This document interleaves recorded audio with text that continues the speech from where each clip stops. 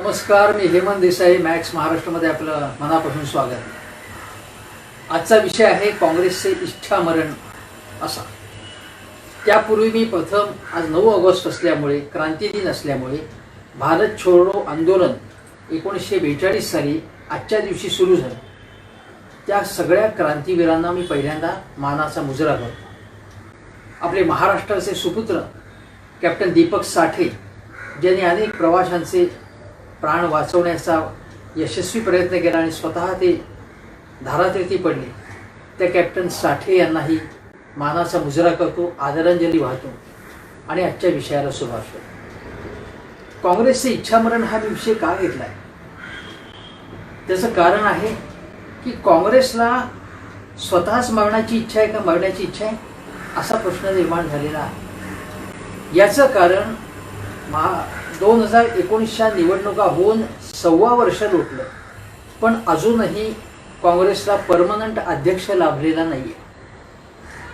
सोनिया गांधी हंगामी पक्षाध्यक्ष आहेत, राहुल गांधी यांनी राजीनामा दिलेला आहे आणि आता गेले 3 महिने अशा बातम्या येत आहेत की पुन्हा एकदा राहुल गांधी अध्यक्ष होणार आहे. राहुल गांधी अध्यक्ष असोत नसोत, नरेंद्र मोदींविरुद्ध त्यांनी एकाकी लढत देण्याचं व्रत जारी ठेवलेलं आहे, हे मान्य करायचं. देशामध्ये कोणीही मोदींविरोधी अशा प्रकारे टीका करण्याचं जे धाडस दाखवलं नाही ते त्यांनी धाडस दाखवलेलं आहे. पण केवळ अशा धाडसामुळे एखादा पक्ष वाचू शकतो का? तर तसं अजिबात दिसत नाही. एकेकाळी प्रसिद्ध इतिहासकार शेजवलकर हे असं म्हणाले होते की मराठी मुमूर्षू झाली आहे का, म्हणजे मराठी मृत्यूपंथाला लागली आहे किंवा त्याला लागण्याची इच्छा आहे का, स्वतःचीच इच्छा आहे का मराठी भाषेला, की मरायचं आहे आपल्याला. आपण मराठी भाषा दिन साजरा करतो, आपल्याकडे थोर साहित्यिक झालेले आहेत, पण तरीसुद्धा मराठी भाषा मरायला टिकली आहे का, अशा प्रकारच्या चर्चा गेले कित्येक वर्ष, काही दशकं सुरू आहेत. कारण मराठी भाषेला जे महत्त्व मिळालं पाहिजे तेही महत्त्व मिळालं नाही. म्हणून कवी कुलश्रेष्ठ कुसुमाग्रज यांनी जेव्हा त्यांना ज्ञानपीठ पुरस्कार मिळाला तेव्हासुद्धा मराठी भाषेच्या बद्दल, तिच्या स्थितीबद्दल एक अतिशय असे उद्गार काढले होते विषादपूर्ण, की ते अजूनही लक्षात आहे. आणि त्यानंतर सुद्धा स्थिती बदललेली नाही. सरकारच्या दरबारात सुद्धा मराठीला योग्य स्थान मिळालेलं नाही. आता आज मराठी भाषा हा विषय नाही, पण मराठी भाषा मुमूर्षू झाली आहे का असं शेजवलकरांनी विचारलं. त्याच धर्तीवरती काँग्रेस आता मृत्यूपंथाला लागली आहे का असा प्रश्न विचारण्याची पाळी आली आहे. योगेंद्र यादव यांनी गेल्या वर्षी झालेल्या पराभवानंतर काँग्रेस मरायलाच पाहिजे असं वक्तव्य केलं होतं. त्यावेळी त्यांच्यावरती खूप टीका झाली होती आणि काँग्रेस मरणार नाही असं भविष्य मी तेव्हाच वर्तवलं होतं. काँग्रेस मरणार नाही पूर्णपणे, पण हळूहळू मृत्यूपंथाला मात्र लागेल, कारण ही स्थिती असेल तर.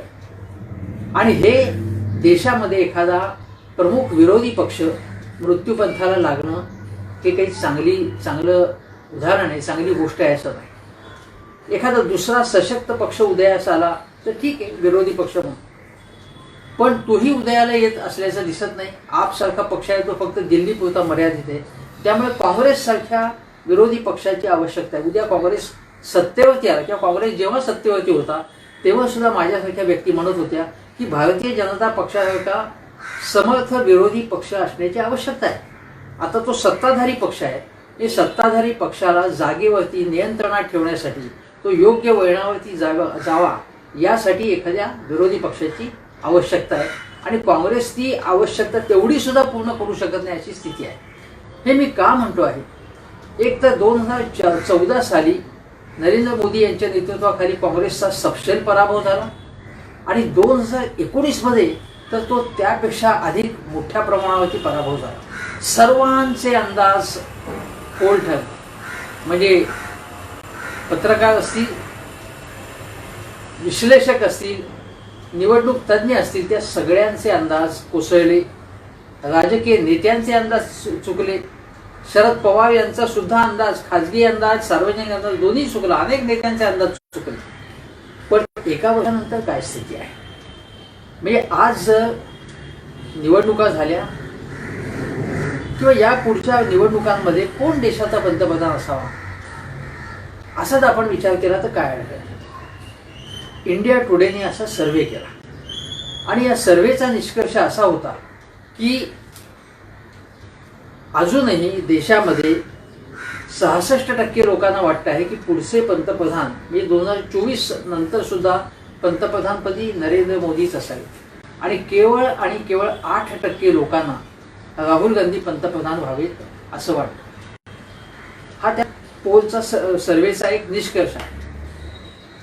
आपण कुठेही न जाता, कोणाशी संवाद न करता अंदाज जे व्यक्त करतो त्याला काहीच अर्थ नसतो.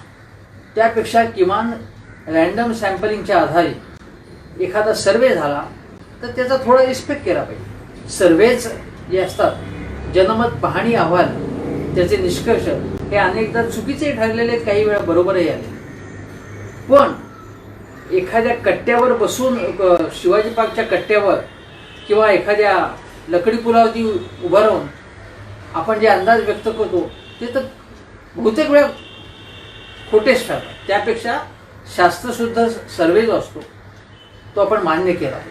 आणि मोदीच लोकप्रिय पंतप्रधान आहेत आणि यापुढे सुद्धा तेच हवेत असं जर लोकांना वाटत असेल तर त्या सर्वेचा सुद्धा आपण आदर केला पाहिजे. मग तो सर्वे बोगस आहे, मग तो गोदी मीडिया आहे, अशा प्रकारची टीका करण्यामध्ये आत्ता अर्थ नाही. आपण हा सर्वेचं थोडासा तपशील बघूया. त्यामध्ये असं म्हटलंय की 77% नागरिकांना भारतातल्या सार्वजनिक आरोग्याचं जे एकूण व्यवस्था आहे त्याच्यावरती अजूनही विश्वास आहे त्यांचा. नंतर त्यांनी दुसरं असं म्हटलंय की मोदी सरकारच्या आर्थिक धोरणांच्या बद्दल मात्र लोकांचं बरं मत नाही. म्हणजे बहुसंख्य लोकांचं मत जे होतं ते जे मत होतं ते आणखीन खाली आलेले मत. म्हणजे मोदी सरकारची आर्थिक धोरणं योग्य आहेत, चांगली चालेल असं लोकांना वाटत नाही. 70% भारतीयांना वाटते की जे आता स्थलांतरित मजूर होते त्यांना डायरेक्ट बेनिफिट ट्रान्सफर म्हणजे त्यांच्या खात्यामध्ये थेट रक्कम पोहोचली जाण्याची आवश्यकता होती आणि आहे. नंतर त्यामध्ये असं म्हटलं आहे की राहुल गांधी हेच काँग्रेसला पुन्हा उभारी देण्याची त्यातल्या त्यात शक्यता, त्यातल्या त्यात कोण कॅन्डिडेट चांगले तर ते राहुल गांधी आहेत असं त्यातल्या सर्वेतल्या बहुसंख्य लोकांचं, जास्तीत जास्त लोकांचं मत आहे. मग इतर कोणी जे आहेत, समजा डॉक्टर मनमोहन सिंग असतील किंवा सोनिया गांधी असतील, त्यांच्यापेक्षा राहुल गांधी किंवा अन्य नेते असतील त्यांच्यापेक्षा राहुल गांधी हेच नेतृत्व देऊ शकतात असं त्यांना वाटतं. पुढे असं म्हटलंय, हे सगळ्यात महत्त्वाचं आहे की विरोधकांचा जो मोदी सरकारवरचा जो अटॅक आहे, जो आता कोरोनाच्या काळातला, तो ही विधायक टीका नाही आहे किंवा सकारात्मक टीका नाही आहे. आत्ताच्या वेळी या संकट काळामध्ये मोदीजींवरती अशा प्रकारचा हल्ला करणं, टीका करणं हे लोकांना आवडलेलं नाही. 55% लोकांना असं वाटतंय की सोनिया गांधी या काँग्रेस अध्यक्ष म्हणून यशस्वी नाही. बहुसंख्य लोकांना वाटतं, हे लक्षात घ्या. ज्योतिरादित्य आणि सचिन पायलट यांनी बंड केलं, आपल्याला माहिती आहे. मध्य प्रदेशात ज्योतिरादित्य आणि इथे सचिन पायलट यांनी राजस्थानमध्ये. आता राजस्थानचा जो काही निष्कर्ष, जे काही चित्र स्पष्ट होईल एका आठवड्याच्या आतच स्पष्ट होईल. पण या दोन प्रमुख नेत्यांच्या बंडखोरीमुळे काँग्रेसच्या अस्तित्वाचा प्रश्न निर्माण झाला आहे असंही लोकांना वाटतं आहे. राहुल गांधींनी राष्ट्रीय सुरक्षेच्या प्रश्नावर, बघा, गलवान खोऱ्यातून किंवा अन्य ठिकाणी चीनची जी घुसखोरी झाली त्याबद्दल राहुल गांधींनी प्रश्न विचारले होते, प्रश्न विचारतायत ते अजून. ती टीका लोकांना आवडलेली नाही. आता ती टीका योग्य होती का नाही, त्यांनी जी टीका केली, ते मुद्दे उपस्थित केले, माझ्या मते ते योग्य होते, पण ते लोकांना आवडले नाही हेही आपण मान्य केलं पाहिजे. म्हणजे हे त्याची दखल घेतली पाहिजे. यानंतर आणखीन एक आहे की हेल्थ म्हणजे आरोग्य आणि लष्करावरती भारत सरकारने जास्त भर दिला पाहिजे, जास्त खर्च केला पाहिजे असं लोकांना वाटतं. आता बघा सर्वेमधले निष्कर्ष आपण, आर्थिक धोरणं लोकांना पसंत नाही आहेत, आरोग्य क्षेत्रावरती किंवा संरक्षण क्षेत्रावरती पुरेसा खर्च केला जात नाही हेही लोकांना मान्य आहे. हे लोकांना दिसतंय, म्हणजे मान्य म्हणजे दिसतंय, आणि तो जास्त खर्च झाला पाहिजे असं वाटतं. संरक्षणावरती जास्त खर्च आपण केला नाही आहे आत्ता अगोदरपासून, पण विशेषतः मला आठवतंय त्याप्रमाणे मनोहर पर्रिकर संरक्षण मंत्री असताना गेल्या सरकारमध्ये आणि त्यानंतरच्या काळातही मोदी सरकार जेवढं लष्करी सामर्थ्यावरती बोलतात किंवा इशारा देतात शेजारी देशांना, त्या प्रमाणामध्ये संरक्षणावरचा खर्च त्यांचा कमीच आहे, खूपच कमी. उलट पर्रिकर यांच्या काळातला खर्च सगळ्यात कमी होता. अनेक वर्षांमध्ये काँग्रेसच्या तुलनेमध्ये अत्यंत कमी खर्च होता. त्यामुळे ही गोष्ट लक्षात घेतली पाहिजे. आर्थिक धोरणं योग्य नाहीत, संरक्षणाची धोरणं, आरोग्याची धोरणं, लोकांना सगळं आहे ते पसंत नाहीये, पण तरी सुद्धा मोदी लोकप्रिय आहे. तरी सुद्धा त्यांच्या प्रामाणिकपणावरती लोकांचा विश्वास आहे, त्यांच्या कष्टावरती लोकांचा विश्वास आहे. सगळ्या संकटातून आपल्याला हास देता तारू शकतो असं लोकांना वाटतं, हे लक्षात घेतो. भारतीय जनता पक्षाच्याही इतर नेत्यांपेक्षा मोदीजी लोकप्रिय आहेत. भारतीय जनता पक्षाच्या इतर नेत्यांची मध्ये नितीन गडकरी असतील, राजनाथ सिंग असतील, स्मृती इराणी असतील, कोणीही नेते हे त्यांच्या जवळपास सुद्धा फिरकू शकत नाही अशी स्थिती मोदीजींची लोकप्रियता आहे. हे आपण मान्य केलं पाहिजे की 5 वर्ष लोकप्रियता टिकून धरणं, त्यापेक्षा जास्त मताधिक्य मिळवणं. आता प्रचंड बहुमत मिळाले त्यांना, पक्षाला आणि त्यांना. केवळ त्यांनी एकट्याच्या बळावरती हे केलंच नाही, संघटना चांगल्या प्रकारे त्यांनी बांधलेली आहे, पण त्यांचा करिश्मा कायम आहे. असा करिश्मा सातत्याने टिकवणं हे खूप अवघड काम आहे. आणि ज्यांनी अनेक वर्ष सत्ताच भोगली नाही अशा पक्षाला अशा प्रकारचं स्थान मिळवून देणं हे खरोखरच कौतुकास्पद आहे, हे मानलं पाहिजे. आणि हे मोदीजींची धोरणं असतील, मोदीजींची आयडिओलॉजी मला अजिबात मान्य नाही. त्यांच्या अनेक धोरणांवरती मी सातत्याने टीका करतो, म्हणून माझ्यावर लोक टीका करतात. पण तरीसुद्धा हे जे वास्तव आहे ते आपल्याला मान्य करायला लागेल, कारण आपल्याला एकूण परिस्थितीचा तटस्थपणे एकूण आपल्याला आढावा घ्यायचा, चिकित्सा करायची त्याची. आता बघा याच्यामधून काँग्रेस कुठे आहे या सगळ्या ह्याच्यामध्ये, तर काँग्रेस आता कुठेही नाही. जो पक्ष सगळ्या देशामध्ये राज्य करत होता अनेक वर्ष, त्या काँग्रेस पक्षाची स्थिती अतिशय वाईट आहे. इतकी वाईट आहे की आता पक्षाचे संघटनात्मक सरचिटणीस के.सी. वेणुगोपाल यांनी सगळ्या प्रदेशाध्यक्षांना पत्र पाठवलं आणि सांगितलं की तुमच्याकडे 2004 पासून कोण कोण खासदार राज्यसभेत होते किंवा आहेत, लोकसभेत होते किंवा आहेत, त्यांची यादी पाठवा आमच्याकडे. ही यादी कशासाठी त्यांना पाहिजे आहे की जर हे जे खासदार आजी माजी आहेत आणि जे अजूनही काँग्रेसमध्ये आहेत ते उद्या काँग्रेसच्या बाहेर जाऊ शकतात, मग ते जाऊ नयेत म्हणून त्यांना काहीतरी पदात दिली पाहिजे, त्यांच्यावर काहीतरी जबाबदारी टाकली पाहिजे असं काँग्रेस श्रेष्ठींना आता वाटते, पक्षाला वाटते. आता शिवाय काँग्रेसची संघटनात्मक बांधणी, काँग्रेसची वैचारिक बांधणी, नंतर काँग्रेसची सरकार ज्या काही मोजक्या राज्यात आहेत, इनबिन 3-4 5-7 राज्यात आहेत, त्या ठिकाणी पक्षाचे कार्यक्रम सरकार योग्य प्रकारे अंमलात आणलंय की नाही, आणतंय की नाही, ही बघण्याची जबाबदारी पक्षावरती आहे आणि त्याच्याकडे लक्ष दिलं जात आहे किंवा देण्याचा प्रयत्न सुरू आहे असं आत्ताच्या बातमीवरून दिसते. पण याच्या पलीकडे जर आपण बघितलं तर अजूनही काँग्रेस पक्षामध्ये आपल्याला काही त्यांचं मनोधैर्य शाबूत आहे असंही दिसत नाही. म्हणजे आता बघा की सचिन पायलट आणि ज्योतिरादित्य शिंदे गेले, पण गेल्या 3 महिन्यामध्ये कशा प्रकारच्या बातम्या येत आहेत. त्याच्याही अगोदर पराभव झाल्यानंतर राहुल गांधींनी राजीनामा दिला आणि कितीही आग्रह झाला तरी ते परत आले नाही. तुम्हाला सांगतो की 2014 मध्ये जेव्हा सोनिया गांधी अध्यक्ष होत्या त्यांनी पक्षाध्यक्षपदाचा राजीनामा देऊ केला होता, पण त्यांना तो राजीनामा मागे घेण्यास सांगण्यात आलं.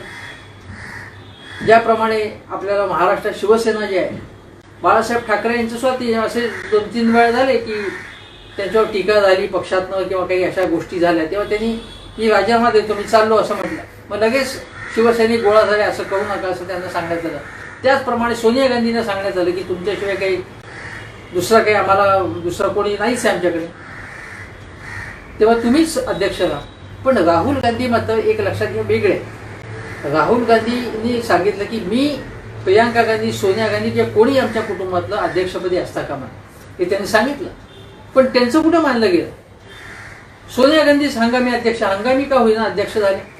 आता हंगामी अध्यक्ष किती वेळ असतो? 2, 3, 4 महिने. आता मला वाटतं वर्ष होत आलं, पण अजून त्या पदावरती आहेत. पण त्या हंगामी अध्यक्षपदी त्यांना नेमण्यापूर्वी किती मिटिंगा झाल्या, किती चर्चा झाल्या, काही त्याच्यातनं निघालं नाही. सोनिया गांधींचंच नाव आहे. आता राहुल गांधींनी राजीनामा दिल्यानंतर पुन्हा राहुल गांधींचं नाव येणार असेल अध्यक्षपदी, तर काँग्रेसमधले जे बाकीचे नेते आहेत ते काय करत आहेत? हे माझं असं म्हणणं आहे की जेव्हा विजय होतो तेव्हा नेत्याला श्रेय मिळतं. मग नेहरू असतील, इंदिरा गांधी असतील, राजीव गांधी असतील, सोनिया गांधी असतील, जेव्हा यश मिळालं तेव्हा त्यांच्या पदरात ते टाकलं गेलं, ठीक आहे. पण जेव्हा पराभव झाला तेव्हा त्यांची जबाबदारी आहे असं मानलं पाहिजे. पण केवळ त्यांची आणि त्यांची जबाबदारी का, बाकीच्या लोकांची जबाबदारी नाही पराभवाची. पण आपल्याकडे काय आहे की नेहरू गांधी घराण्यावरती तुफान टीका, हल्लाबोल केला तर लोकांना एक प्रकारचं असं एक समाधान मिळतं काँग्रेसच्या विरोधकांना. छान झालं वाटतं. जसं की मोदी विरोधकांना एकदा रोज सकाळी मोदींच्या नावाने एक लाखोली वाहण्याचं कार्य केलं की त्यांना वाटतं बा दिवसाचं एक महत्त्वाचं कार्य पार पडलं आहे. तशा प्रकारचं वर्तन काँग्रेसवाल्यांकडनं होतं. आता जे लोक म्हणतात की राहुल गांधींनी 2दा सातत्याने पराभव, राहुल गांधी उपाध्यक्ष तर होते 2014 मध्ये, त्यानंतर अध्यक्ष झाले, आणि त्यांच्या नेतृत्वाखाली असा जर पराभव होत असेल तर ते त्यांची राहुल गांधींवरती त्यांनी अवश्य जबाबदारी टाकावी, सोनिया गांधींवर अवश्य जबाबदारी टाकावी.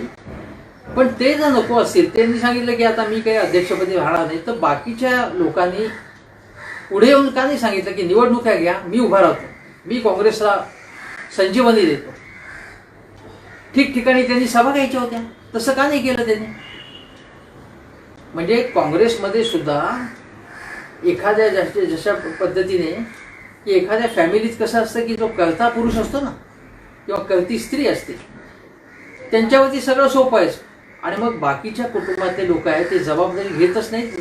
पण जबाबदारी घेण्याचं बळच त्यांच्या अंगात राहत नाही, कारण प्रयत्न करण्याची त्यांच्यामध्ये वृत्ती नसते, बाणवली गेली नसते. आयतं आपलं खायचं, तशा पद्धतीने आयतं चाललं होतं सगळं. मतं मिळत होती, सोनिया गांधी, राजीव गांधी यांच्या नेतृत्वाखाली मतं मिळत होती. मग राजीव असो, इंदिरा गांधी असो, सोनिया असो, त्यांची चमचेगिरी करायची, त्यांची भाडगिरी करायची आणि आपली पदं ठेवायची. आपली राज्यसभेमध्ये कोणी CWC म्हणजे काँग्रेस कार्यकारिणीमध्ये आपण काही करायचं, असं बरेच वर्ष चाललं. पण 2014 आणि विशेषतः 2019 मध्ये काय झालं की गांधी घराणं जे काही विजय मिळवून देऊ शकत होतं ती त्यांची क्षमताच संपलेली दिसते आता. आणि 2019 मध्ये तर अशी स्थिती झाली, प्रेक्षको लक्षात घ्या, की अमेठीमध्येच राहुल गांधींचा पराभव झाला. याचा अर्थ ते स्वतः तिथनं निवडून येऊ शकले नाहीत, हे लक्षात घ्या. ही चिंतेचीच गोष्ट होती. म्हणजे इतरांना जे निवडून आणू शकत होते ते आपल्या मतदारसंघातच पराभूत झाले, पण त्यांना दुसऱ्या मतदारसंघात निवडणूक त्यांनी लढवली म्हणून ठीक, तिथे त्यांचा पराभव झाला. मी तुम्हाला इथे एक गोष्ट सांगतो की 1969 सालची मी एक व्हिडिओ त्याच्यावरती केले की तरुण तुर्क म्हातारे अर्क. तुम्हाला आठवत असेल, मी सगळ्यात पहिल्यांदा ही कन्सेप्ट मांडलेली होती की तरुण तुर्क म्हातारे अर्क या शीर्षकाचा होता. आणि त्याच्यामध्ये राहुल गांधींच्या नेतृत्वाखालील किंवा त्यांच्या आसपासचे तरुण तुर्क आणि काँग्रेसमधले म्हातारे अर्क. पण 1969 सालची जी गोष्ट सांगितली होती मी तेव्हा, की इंदिरा गांधींनी पक्षातल्या बड्या नेत्यांविरुद्ध, ज्येष्ठ नेत्यांविरुद्ध, ज्येष्ठ आणि त्यांच्या समवयस्क नेते सुद्धा काही होते की ज्यांच्याशी त्यांचा संघर्ष होता, त्यांच्याबरोबर त्यांनी संघर्ष केला त्यावेळी. आणि संघर्ष केल्यानंतर काय झालं की त्यांची जी इंदिरा काँग्रेस होती तीच खरी काँग्रेस ठरली, म्हणजे त्यांच्या मागेच बहुसंख्य काँग्रेसजन उभे राहिले. आणि त्यानंतर त्यांनी निवडणूक लढवली आणि ते जिंकून आल्या. त्यानंतर मी बंड केल्यानंतर 2 वर्षात त्यांनी पक्षाला विजय मिळवून दिला, पुन्हा सत्तेवरती ते आल्या. ही इंदिरा गांधींची लोकप्रियता होती, हा त्यांचा करिश्मा होता. राहुल गांधींच्या बाबत काय झालेलं आहे? राहुल गांधींच्या बरोबर सुद्धा इंदिरा गांधींबरोबर जसे तरुण तुर्क होते तसे राहुल गांधींबरोबर आहे. पण राहुल गांधी स्वतःच एका ठिकाणी पराभूत झाले. काँग्रेस पक्षाच्या विजयाची तर गोष्ट सोडून द्या, त्यांच्यावर त्यांनी भरोसा ठेवला होता. सचिन पायलट, ज्योतिरादित्य शिंदे हे त्यांचे अगदी सगळ्यात जवळचे सहकारी होते, तेच निघून गेले. म्हणजे त्यांचाच त्यांच्यावरती विश्वास राहिला नाही. मी तुम्हाला दुसरं एक उदाहरण सांगतो की 1975 साली जेव्हा इंदिरा गांधींनी आणीबाणी लादली देशावर, ज्याचा आपण सगळ्यांनी निषेध केला आणि करतो, त्यावेळी संजय गांधी हे घटनाबाह्य सत्ता केंद्र म्हणून उदयास आले. ते कुठल्याही पदावर नव्हते, युवक काँग्रेसचे ते अध्यक्ष होते, पण काँग्रेस आणि सरकारमध्ये त्यांचं संपूर्ण चालत होतं, त्यांची सत्ता होती. ते असतील किंवा बन्सीलाल असतील जे हरियाणाचे मुख्यमंत्री, संरक्षण मंत्री राहिले, ओम मेहता नावाचे गृहराज्यमंत्री होते, त्यांची सत्ता होती. हे सगळे संजय गांधी यांच्या जवळचे लोक होते, आणखी बरेच लोक होते. पण त्यावेळी संजय गांधी आणि इंदिरा गांधींचे जे जवळचे सहकारी PN हक्सर असतील, सिद्धार्थ शंकर रॉय असतील, रजनी पटेल असतील, या इंदिरा गांधींच्या निकटच्या सहकाऱ्यांना त्यांनी जबाबदार धरलं की हे सगळं आणीबाणी पूर्व परिस्थिती जी निर्माण झाली, जी तुम्हाला मॅनेज करता आली नाही म्हणून आणीबाणी लादायला लागली, याला तुम्ही जबाबदार आहे. म्हणून संजय गांधींनी त्यांचा अपमान केला घटनाबाह्य, म्हणजे त्यांच्या हातात काही महत्वाचं पद नसूनही त्यांनी त्यांचा पाण उतार केला, त्यांचा अपमान केला. इंदिरा कुमार गुजरालचे पुढे पंतप्रधान झाला, त्यांचे अपमान केला त्यांनी. त्या सगळ्यांनी त्यांनी बाजूला केलं. हे संजय गांधी होते. आता हे लक्षात घ्या तुम्ही की त्याच पद्धतीने राहुल गांधी यांच्याबरोबर सुद्धा एक त्यांचे समवयस्क तरुण तुर्क आहेत, काही जास्त वयाचे मंडळी सुद्धा त्यांच्या बरोबर आहेत, हे खरं आहे. परंतु त्यापैकी एक राजीव सातव, हे आपल्याला माहिती की त्यांच्या मातोश्री सुद्धा काँग्रेसमध्ये आणि सरकारमध्ये, काँग्रेसमध्ये विशेषतः मोठ्या पदावरती होत्या, रजनीताई सातव. ते राजीव सातव हे अतिशय विश्वासू, महाराष्ट्रातले त्यांचे एक विश्वासू नेते आहेत. रजनी सातव काय म्हणाले, राजीव सातव काय म्हणाले एका मीटिंगमध्ये की UPA 2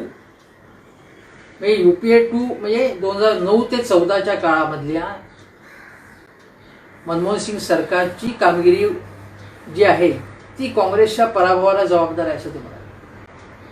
आता लक्षात घ्या, 2009 साली म्हणजे 2004 ते 9 मनमोहन सिंगांनी चांगला कारभार केला. 2009 मध्ये त्यांनीच पुन्हा एकदा काँग्रेसला त्यांच्या प्रतिमेवरती निवडून आणले, हे लक्षात घ्या. महत्वाची गोष्ट म्हणजे सोनिया गांधींपेक्षा मनमोहन सिंग यांची प्रतिमा ही काँग्रेसला त्यावेळी विजयाकडे घेऊन गेली. परंतु 2009 ते 14 एक कबूल आहे की त्यावेळी आंदोलन झाली, काँग्रेसवर भ्रष्टाचाराचे अनेक आरोप झाले. त्यातला 2Gचा आरोप जो काही टिकला नाही, कोर्टाने सांगितलं की त्यात काहीच नव्हतं. पण कोळसा घोटाळा असेल, कॉमनवेल्थ घोटाळा असेल, आदर्श घोटाळा असेल, असे घोटाळे त्या काळात झाले.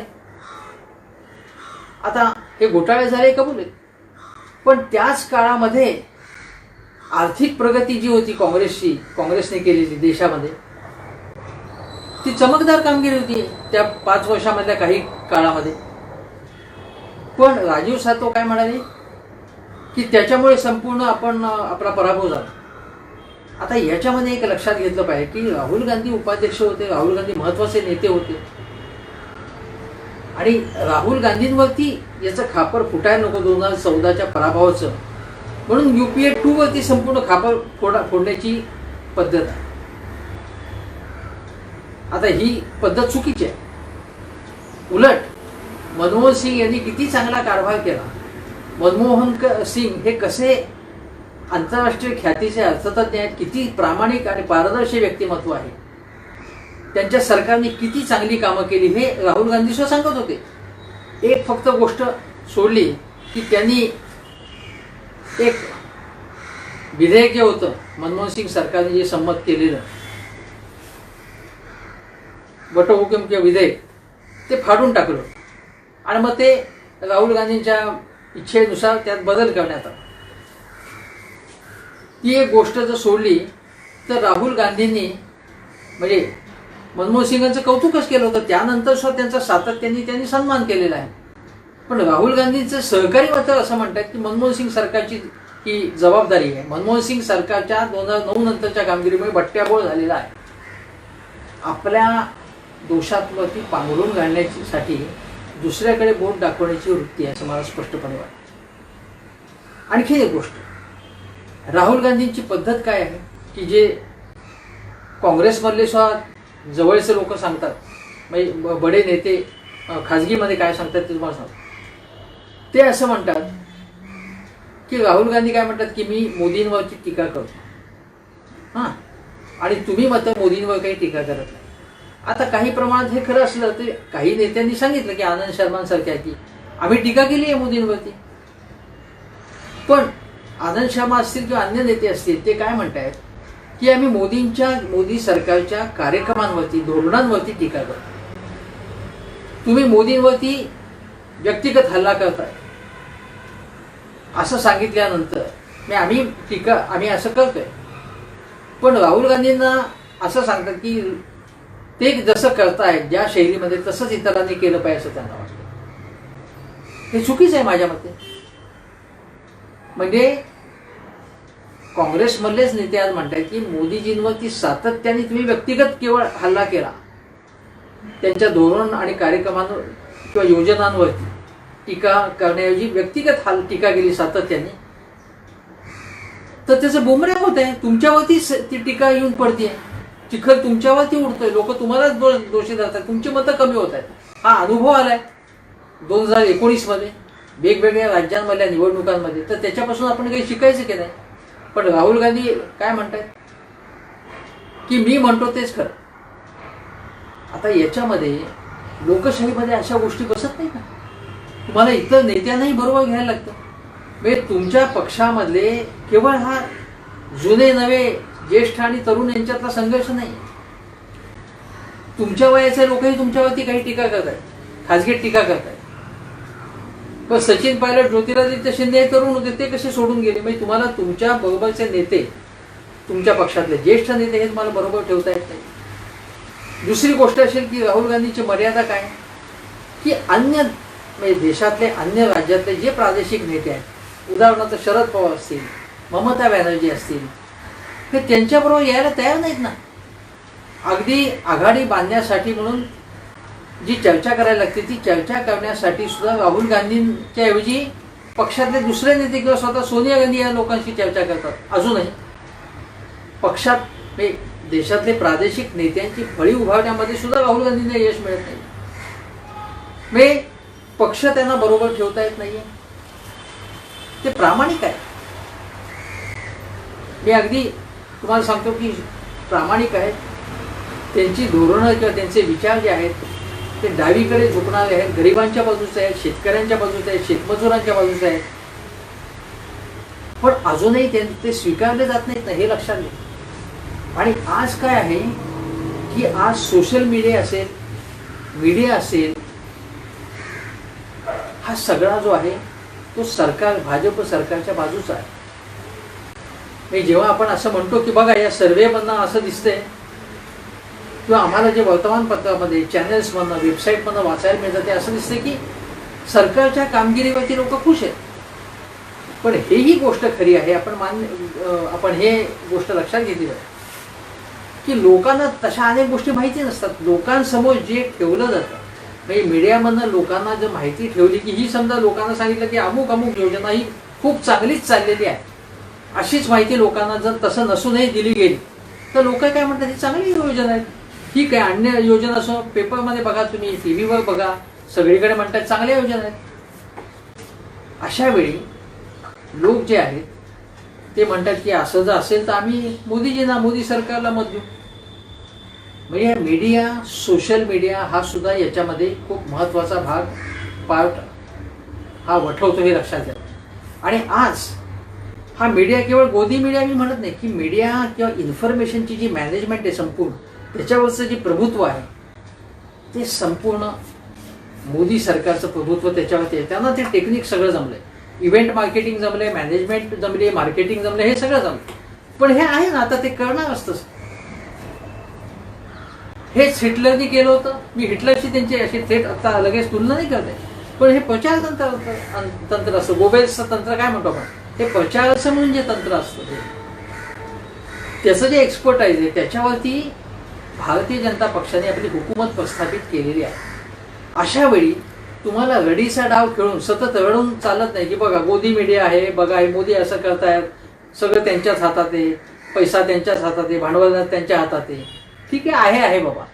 अशा वेळी सुद्धा तुम्हाला त्यांच्याशी लढत द्यायची असेल तर मग प्रथम काय करायला लागेल, आत्मपरीक्षण करायला लागेल. मी जे 2014 पासून तुम्ही ऐकलं असेल माझं, अनेक TV चॅनेल्सवरनं, माझ्या व्हिडिओजमधनं, माझ्या लेखांमधनं, माझ्या भाषणांमधनं मी काय सांगत आलो, मोदीजींवरती सातत्याने व्यक्तिगत हल्ला करू नका.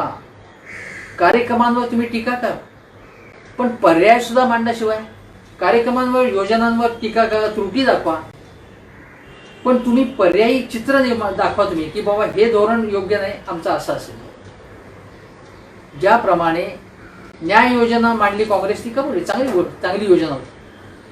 न्याय योजना त्यांनी मांडली ना, पण तरी सुद्धा त्याचा काही निवडणुकीमध्ये त्याचा रिझल्ट दिसला नाही, कारण खूप उशिरा मांडली, पूर्ण कम्युनिकेट करण्यात आली नाही. UPA 2 मध्ये किंवा UPA 1 मध्ये UPA 2 मध्ये विशेषतः पुन्हा चांगली कामं झाली होती, पण ती लोकांपर्यंत कम्युनिकेट करण्यात आली नाही.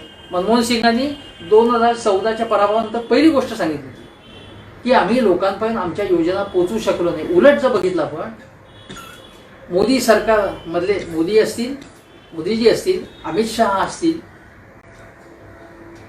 महाराष्ट्र देवेंद्र फडणवीस असतील, ते काय सांगत होते की आपण जी कामं केलेली आपल्या कार्यकर्त्यांना प्रत्येक वेळी सांगत होतो, त्या योजना पहिल्या तुम्ही लोकांपर्यंत पोचवल्या आहेतच असं त्यांचं म्हणणं होतं. त्या पोचवल्या आहेत, ती माहिती द्या की आम्ही हे केलंय.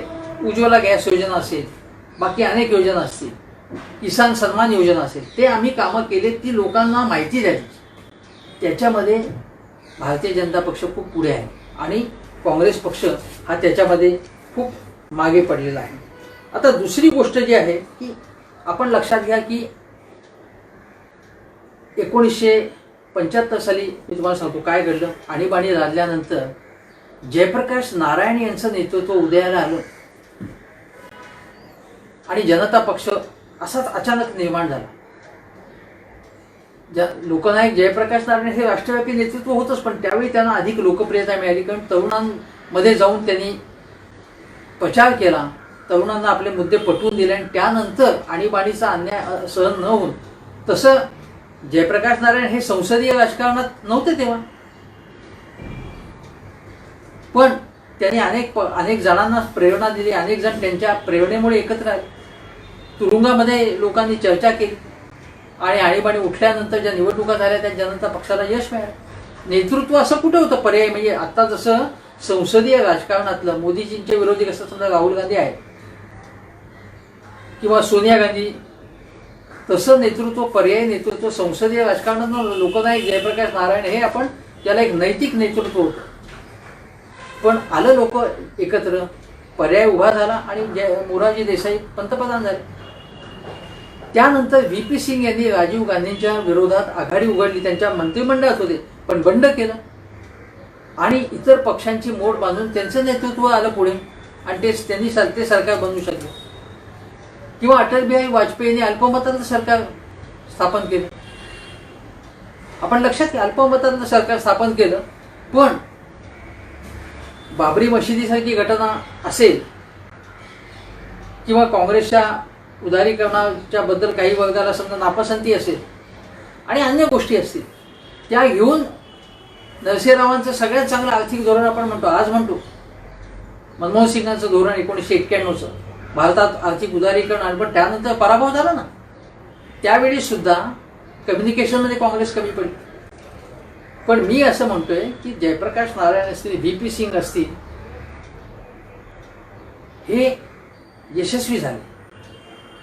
आज काँग्रेसमध्ये राहुल गांधी नको, सोनिया गांधी नको, प्रियांका नको, तर कोण मी पुढे येतो असं कोणी म्हणत नाही. का म्हणत नाही तसं? निवडणूक जाहीर कर, आम्ही निवडणुकीला उभा राहतो, आम्ही निवडणूक लढवतो असं का नाही म्हणत? शरद पवारांनी तेवढं तरी धाडस दाखवलं, आज का नाही धाडस कोणी दाखवलं? दुसरी गोष्ट अशी की इंदिरा गांधींनी 1969 मध्ये बंड केलं, त्यावेळी तुम्ही लक्षात घ्या दुसरा करिश्मा असलेला नेता नव्हता त्यांच्या विरोधात. आज राहुल गांधी यांना जर यश मिळवायचं असेल तर समोर मोदींसारखा करिश्मा असलेला नेता आहे, हे लक्षात घ्या तुम्ही. आणि काँग्रेसचं बघा 1991 मध्ये राजीव गांधी यांची दुर्दैवी हत्या झाल्यानंतर जेव्हा नरसिंहराव आले आणि नरसिंहराव पुढे टिकू शकले नाही, काँग्रेसचा पराभव झाला, पण नरसिंहरावांकडे नेतृत्व राहिलं नाही, पुन्हा लोक सोनिया गांधींकडे वळाले. तेव्हा शरद पवार काय म्हणाले नाहीत की कशाला सोनिया गांधी, मी पक्षामध्ये मीच नेतृत्व करतो पक्षाचं आणि सगळ्या देशामधल्या काँग्रेसजनांना मी बरोबर घेऊन मीच पक्षाचा नेता. पण त्यांना तेवढा पाठिंबा मिळालाच नसता. तेव्हा मी त्यांना त्यांची मर्यादा लक्षात आली. त्यांचा जेव्हा त्याच्या अगोदरच त्यांनी जेव्हा पंतप्रधान पदासाठी क्लेम केला होता, तो शर्यतीत उतरले होते, तेव्हा ते यशस्वी होऊ शकले नाही. इंदिरा गांधींची हत्या झाल्यानंतर पक्ष पुन्हा राजीव गांधींकडे वळला. घराणेशाही आहेच, नाकारता येणार नाही. पण काँग्रेसमधले इतर नेते जे होते, प्रणब मुखर्जी होते, त्यांनी थोडा प्रयत्न केला, त्यांना बाजूला फेकण्यात आलं. अख्खा जो बहुसंख्य पक्षातले लोक आहेत ते म्हणाले नाही आम्हाला गांधी घराण्यातलंच कोणीतरी पाहिजे. हे लक्षात घ्या.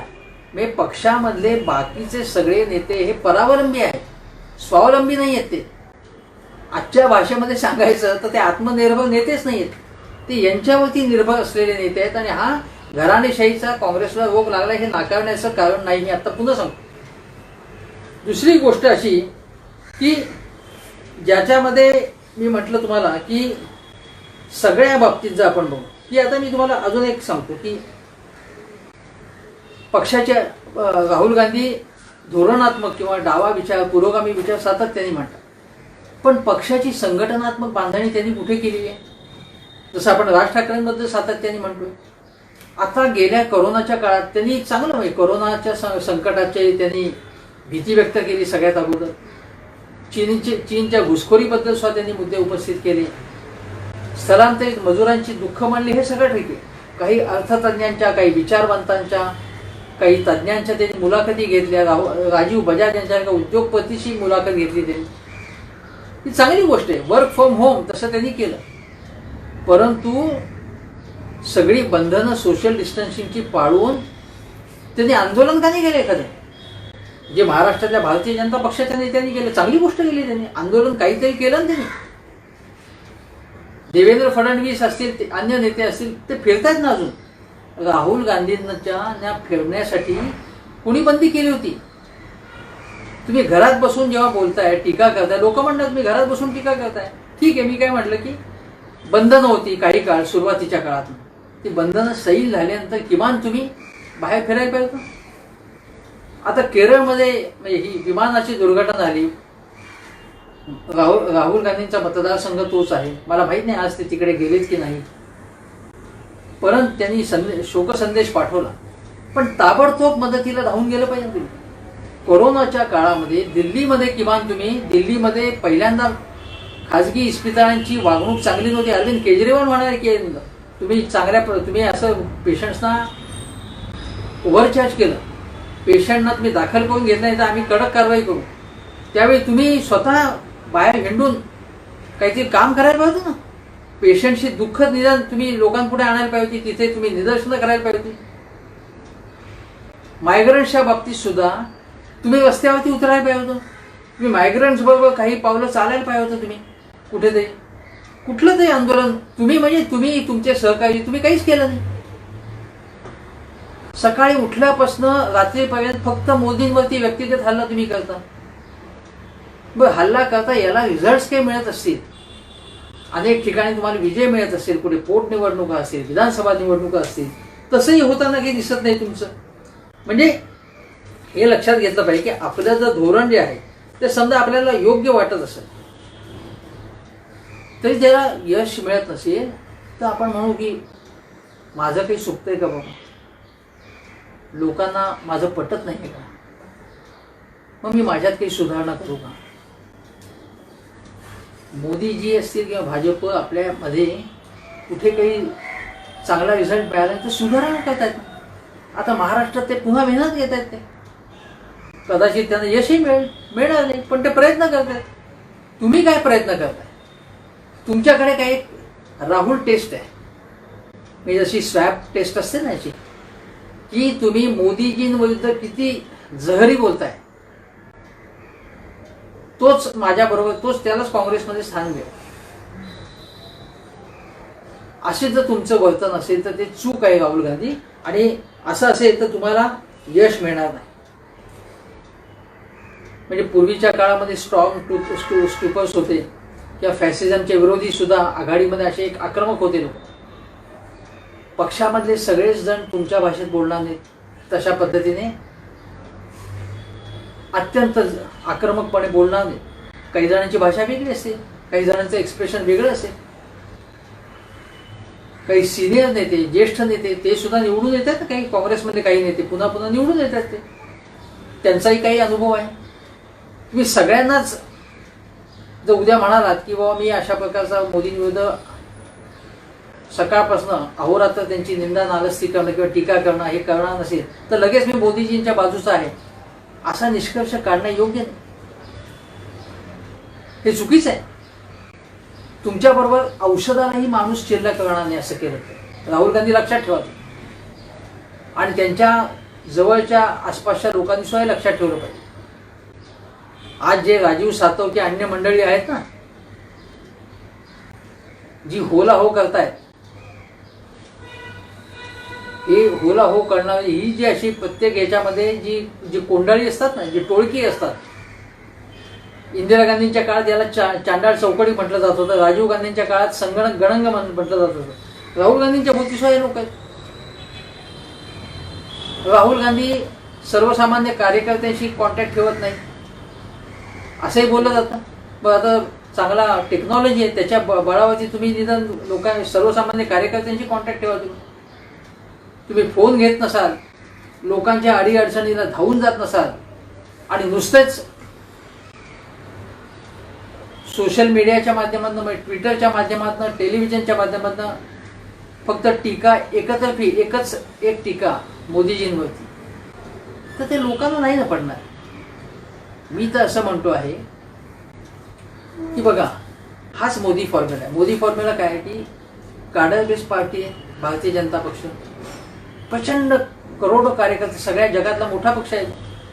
पण तो पक्ष मोदीजींनी काय बनवलेला आहे, तो पक्ष त्यांनी त्यांचा बनवलेला आहे. केवळ त्यांच्या तालावर नाचणारा पक्ष ते बनवू शकले, तो त्यांचा करिश्मा आहे. मोदीजींच्या पुढे आवाज करण्याची कुठे बघा, मोदीजींवर तर थोडेही बंड कोणीच करण्याचं धाडीच करत नाही, पण तो त्यांचा थेट करिश्मा आहे ना. इंदिरा गांधींच्या विरुद्ध बोलण्याची हिंमत कोणाची नव्हती, लगेच कारवाई होती, कारण इंदिरा गांधींचा लोकांशी थेट संबंध होता. सगळ्या नेत्यांच्या किंवा पक्षाच्या डोक्यावर ते एकट्या मतं मागायच्या आणि ती मतं मिळत. राहुल गांधींचा तसा करिश्मा नाहीये ना, सोनिया गांधींचाही तसा करिश्मा झाला नाही. तो करिश्मा केवळ इंदिरा गांधींचा. राजीव गांधींना तर खूप अल्पायुष्य मिळालं, आणि त्यांच्याच हयातीमध्ये त्यांच्या पक्षाचा पराभव झाला होता. हा जो करिश्मा आहे ना मोदीजींचा, तो मोदीजींचा करिश्मा असल्यामुळे ते पक्षावरती मोदी सरकार म्हणतात बघा, मोदींचा पक्ष म्हणतात. भारतीय जनता पक्षाला दुय्यम स्थान आलेलं आहे. त्याचा त्यांना पुढे कदाचित तोटाही होऊ शकेल. मोदी समजा निवृत्त झाले होत्या राजकारणात किंवा बाजूला राहिले तर पक्षाला फटका बसू शकेल कदाचित, त्यांचा आपल्याला माहिती नाही. पण तरी सुद्धा पक्षाची संघटना त्यांची मजबूत आहे. काँग्रेसची संघटनाही धड नाहीये. सतत तुम्ही केवळ जुना इतिहास, मागचा इतिहास, स्वातंत्र्य संग्रामामध्ये आम्ही होतो, हे नव्हते, आमच्या 2 नेत्यांनी बलिदान केलं देशासाठी, यांनी काही केलं, यांनी काय केलेलं आहे, या कहाण्या सांगून तुम्हाला आता मतं मिळणार नाही. आज तुम्ही काय करता आहात हे लोक विचारतात.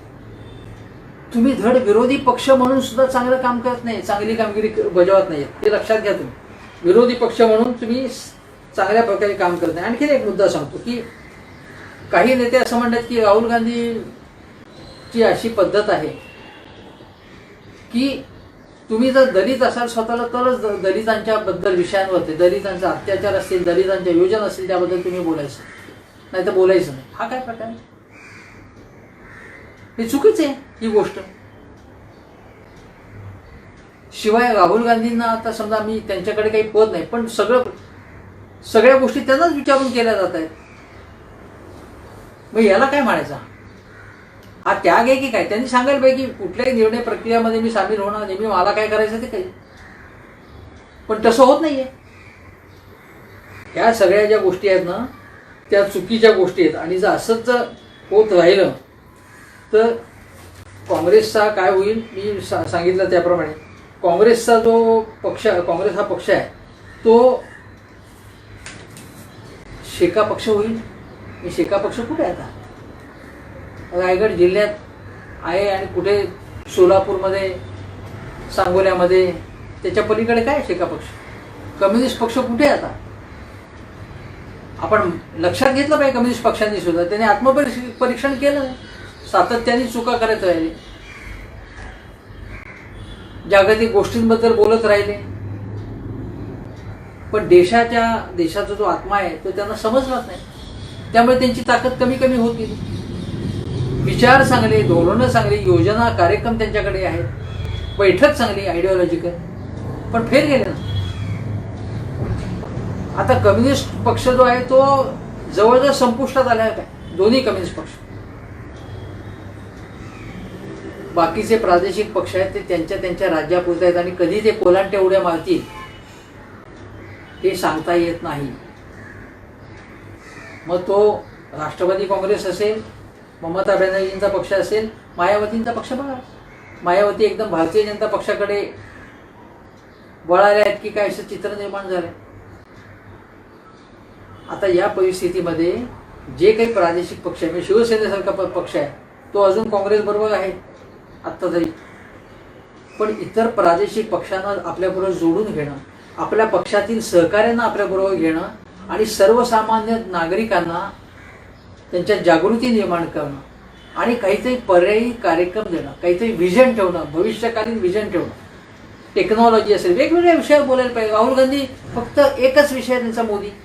अरे कलेसंबंधी तुमचं काय मत आहे, विज्ञानासंबंधी तुमचं काय मत आहे, टेक्नॉलॉजी संबंधी तुमचं काय मत आहे, स्पोर्ट्स क्रीडा संबंधी तुमचं काय म्हणणं आहे, कलेसंबंधी, संस्कृती संबंधी, साहित्य संबंधी वेगवेगळ्या वर्तुळामध्ये तुम्ही वावरलं पाहिजे. नेहरूंचं वर्तुळ बघा किती होतं, इंदिरा गांधींचं होतं वर्तुळ, पुपुल जयकर असतील, अनेक सहकारी त्यांचे सांस्कृतिक क्षेत्रातले होते, नेहरूंचे होते. संगीत कला अकादमी, ललित कला अकादमी कोणी उभी केली, इस्रो असेल, अशा अनेक संस्था, ओमी भाभा, विक्रम साराभाई, हे सगळं नेहरूंच्या काळातली देणगी आहे. केवढं मोठं काम ते करून गेले. त्यांच्यापासून राहुल गांधी तुम्ही काहीतरी शिका, वेगवेगळ्या क्षेत्रात वावरा, वेगवेगळ्या गोष्टींबद्दल बोला. आणि हा जो एक प्रकारचा जो तुम्ही टीका करता ना मोदीजींवरती, संकुचितपणाबद्दल, त्यांची ध्येय धोरणं यांचं मी बिलकुल समर्थन करणार नाही. मोदी सरकारच्या, भारतीय जनता पक्षाच्या, संघ परिवारच्या मी त्यांचा विरोधक, त्यांच्या विचारांचा विरोधक आहेच. मी स्पष्टपणे सांगतो, पुन्हा सांगितलं, राहुल गांधींच्या मध्ये धाडस आहे, धैर्य आहे, प्रामाणिकपणा आहे, डावा विचार त्यांच्या अंगात भिल्ला आहे, जो अनेक काँग्रेसमधले जे केवळ सत्तेच्या लोण्यामागे धावतात, केवळ स्वार्थी नेते आहेत. इतर मी सोनिया गांधी, राहुल गांधी, प्रियांका गांधी यांच्या धाडसाबद्दल मी कौतुकच करीन. जे अनेक नेते आहेत ना, सचिन पायलट, ज्योतिरादित्य शिंदे, जहाज बुडायला लागले होते टाणाटाणा उड्या मारणारे, त्यांच्यात आणि यांच्यात फरक आहे. गांधी घराण्याकडे घेण्यासारखी काँग्रेसवाल्यांची गोष्ट ही आहे की त्यांची पक्षावरती विचारांवरती निष्ठा आहे. मग ते राजीव गांधी असतील, इंदिरा गांधी असतील, कोणी असतील, काँग्रेसवाल्यांनी त्यांच्यापासून काही शिकले पाहिजे. आणि राहुल गांधींनी मोदींपासून, अमित शहांपासून काही गोष्टी शिकूनही घेतल्या पाहिजे. कशामुळे त्यांना यश मिळालं, पक्ष कशामुळे पसरला, टिकला, हे लक्षात घेतलं पाहिजे. हे जर लक्षात घेतलं नाही ना तर काँग्रेसला इच्छामरण हवंय का असं लोकांना वाटायलाच लागलेलं आहे.